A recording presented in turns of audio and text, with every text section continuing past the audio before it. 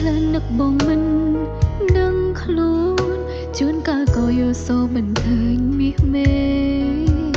អូខេអូនក៏មិនយល់ចិត្តខ្លួនឯងដែរស្រឡាញ់គេតែបងភ្លេចបងមិនបានតែទសានៀតខ្លាំងមែនតើនៀតគាត់ធ្វើបានល្អមែនតើនៅក្នុងមួយបទនេះយើងធ្លាប់តែគាត់ធ្វើជាពិធីករហើយគាត់មាន cover បទផ្សេងៗដែលគាត់យកទៅច្រៀងនៅក្នុងកម្មវិធីផ្សេងៗប៉ុន្តែមួយបទនេះសុំសរសើរគាត់ដាក់មនោសញ្ចេតនាដាក់សំឡេងមកគាត់ចេញមកគឺផ្អែមពីរសតែម្ដងអ្នកទាំងអស់គ្នាមនោសញ្ចេតនាគាត់ធ្វើបានល្អខ្លាំងមែនតើអូខេអ្នកទាំងអស់គ្នាយើងធ្លាប់តែ reaction បទទៅលើបែប rap បែប pop បែបអីតែឥឡូវនេះខ្ញុំមកបែប acoustic ម្ដងរសជាតិបែបមនោសញ្ចេតនាហើយបទនេះបើអ្នកទាំងអស់គ្នាជា fan អង្គុនកូឡាឬជាមួយនឹង Yuri កាលពីដូចជាតាមខ្ញុំចាំដូចជាបទនេះចេញកាលឡងពេល2010អញ្ចឹងបទនេះមានចំណងជើងថាសង្សារមួយថ្ងៃមួយជីវិតអញ្ចឹងចង់ដឹងឲ្យជារសបែប acoustic នេះតើគាត់ធ្វើបានល្អដល់កម្រិតណាចូលទៅតាមដាន reaction របស់ខ្ញុំទាំងអស់គ្នាកុំឲ្យខាត់ពេលវេលាយូរតើ let's go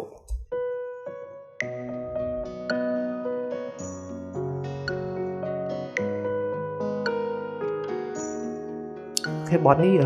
ច្រៀងជាមួយនឹង Nit ដែលគាត់ជាពិធីករនៅក្នុង Gainsbourg Acoustic Gainsbourg Snow ធំដល់ Gainsbourg Snow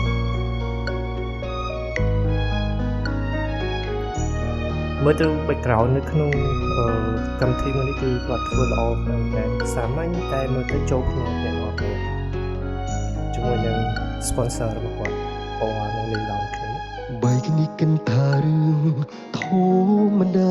ប្រើវេលាបំភ្លេចដោយជ្រឹងអ្នកថ្មីអូខេអានកុនដុល្លារគាត់នៅតែធ្វើបានល្អបែបជា acoustic គិតពីថ្លៃទាំងបងកំពុងអោបគេក្លិននឹកបងមិនដឹងខ្លួនជួនកាលក៏យល់សោមិនឃើញមាសមេអូខេអូនក៏មិនយល់ចិត្តខ្លួនឯងដែរស្រឡាញ់គេតែបងភ្លេចបងមិនបានតែទសានៀតខ្លាំងមែនតើនៀតគាត់ធ្វើបានល្អមែនតើនៅក្នុងមួយបទនេះយើងធ្លាប់តែគាត់ធ្វើជាពិធីករហើយគាត់មាន cover បទផ្សេងៗដែលគាត់យកទៅច្រៀងនៅក្នុងកម្មវិធីផ្សេងៗប៉ុន្តែ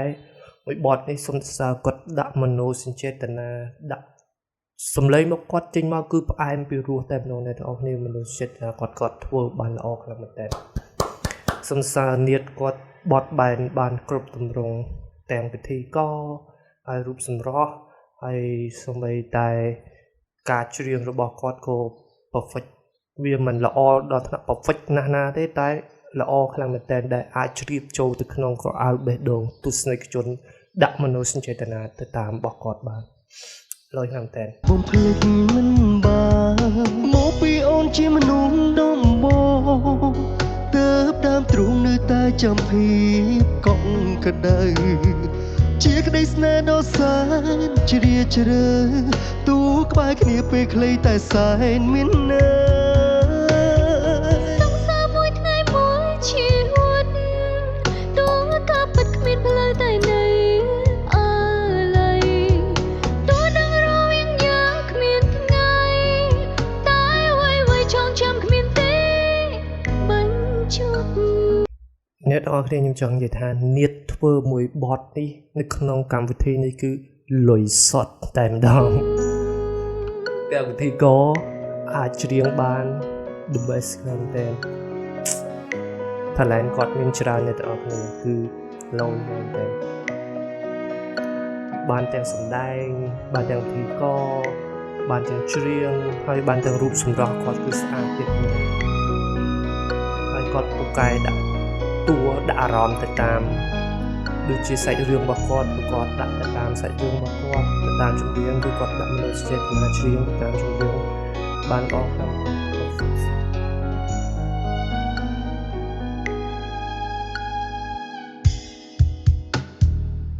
ខ្លះនឹកបងមិនដឹងខ្លួនជួនកាលក៏យល់សោមិនឃើញមាសមេអូនក៏មិនយល់ចិត្តខ្លួនឯងដែរ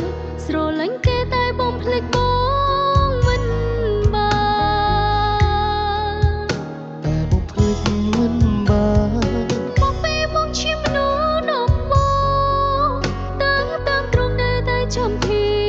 កក់ក្ដីជាក្ដីស្នេហ៍រត់សានជ្រាលជ្រៅតួក្បែរគ្នាបែកខ្លីទៅសែនមានណា បាទមួយបទនេះគឺចូលមកគេមិនទៅសើទៅលើតារាកិត្តិយសទេតែបែរជាសរសើរទៅលើពិធីករចំណេញខ្លាំងមែនតើពីព្រោះថាបទនេះគឺជាការ fit ជាមួយនឹង Yuri តែYuri អត់បានមកទេគាត់ច្រៀងជាមួយនឹងពិធីករគឺពិធីករលុយមូតែម្ដងលុយសុត សង្សារមួយថ្ងៃមួយជីវិតទូការពិតគ្មានផ្លូវតែនៅអាឡ័យទូដឹងរវាងយ៉ាងគ្មានថ្ងៃតែវៃចងចាំគ្មានទីបាញ់ចូលមកពីអូនជាមនុស្សដំបូងទើបដើមទ្រូងនៅតែចាំភាពកក់ក្ដៅជាក្ដីស្នេហ៍ដ៏សានជ្រាលជ្រៅតួក្បែរគ្នាពេលខ្លីតែសែនមានន័យសង្សារមួយថ្ងៃមួយជីវិតតួការពិតគ្មានផ្លូវតែនៅអាឡ័យតួដឹងរវាងយ៉ាងគ្មានថ្ងៃតែវៃចងចាំគ្មានទីបាញ់ចូលនៅតែចាំគ្រប់យ៉ាងធ្លាប់សាររួមគ្នា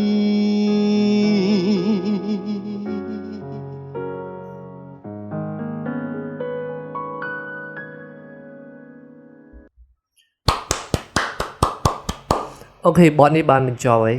អ្វីដែលសរសើរទីមួយគឺនាតដែលគាត់ធ្វើបានល្អណាស់មែនទែនដាក់មនោសញ្ចេតនាចូលតួទៅតាមបទចម្រៀងតាមសាច់ភ្លេងហើយរសជាតិថ្មី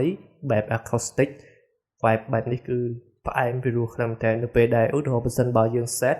ដាក់ជាមួយ Gainsbourg Snow ទៀតមកកេះផឹកនេះឯងគឺដាច់ពតអ្នកទាំងអស់គ្នាគឺ